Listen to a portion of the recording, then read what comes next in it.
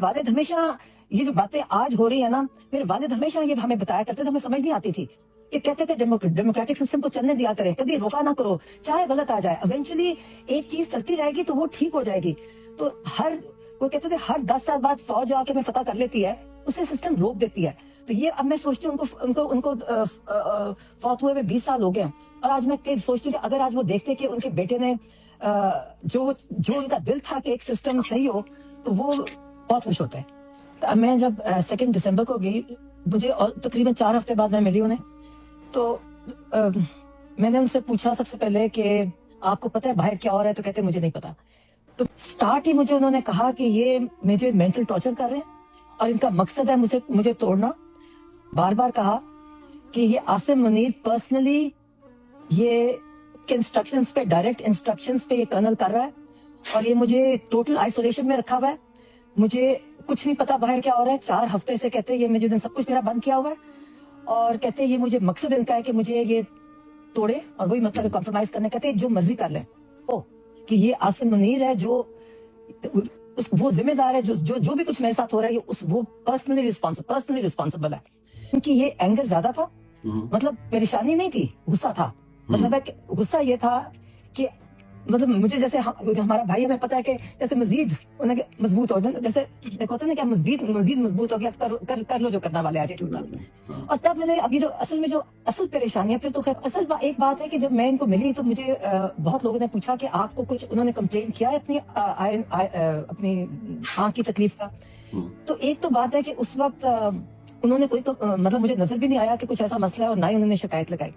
ये इनको ये कुछ आंख का मसला है। हम इसको बस सितंबर अक्टूबर में जब हमने इनको मिले ना, तब ये आई ड्रॉप्स डाल रहे थे। उसने कहा कि मेरी आंख में मुझे ये प्रॉब्लम था, ताकि कोई अपने डॉक्टर्स के नाम डाले, पिटिशन डाली कि इनको एक सीनियर आई स्पेशलिस्ट को मिलना चाहिए, देखना चाहिए। तो जो जेल में आते हैं ना, वो एक जूनियर लेवल के डॉक्टर्स आते हैं जो रेगुलर। अब जो इन्होंने खुद जो कहा है, जो मैं अपनी एज अ फैमिली और हम सारे परेशान है कि ये जो इन्होंने, पहले तो हमें यकीन नहीं आया कि ये कर सकते हैं।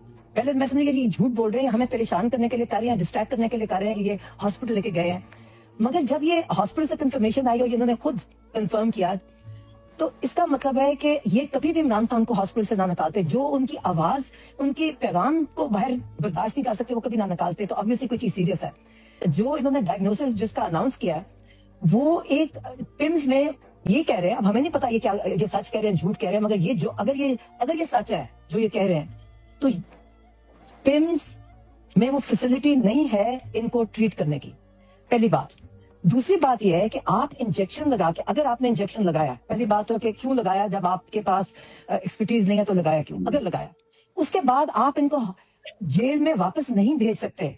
इसकी मॉनिटरिंग होती है, इसको अंडर ऑब्जर्वेशन रखना पड़ता है। ये सीरियस है, ये कंडीशन सीरियस है, इतना सीरियस है कि इनकी इमीडिएट इमरजेंसी में इनको स्पेशलिस्ट देखना चाहिए, क्योंकि डेंजर है कि इनकी आंख जाया हो जाएगी।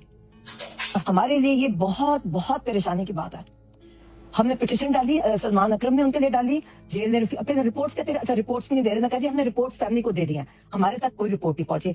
लाहौर से आते हैं, तो ये हमें कह सकते हैं कि आज आप ना आए, आपकी मुलाकात फॉर वट एवर रीजन हमने नहीं करा दी, ये नहीं कहते, ये कहते हैं आओ। फिर ये हमें रोक लेते हैं और ये हमें देखते हैं और कुछ नहीं कहते, बस खामोश बैठे रहते हैं, जो पता करवा रहे हैं, हम पता करवा रहे हैं।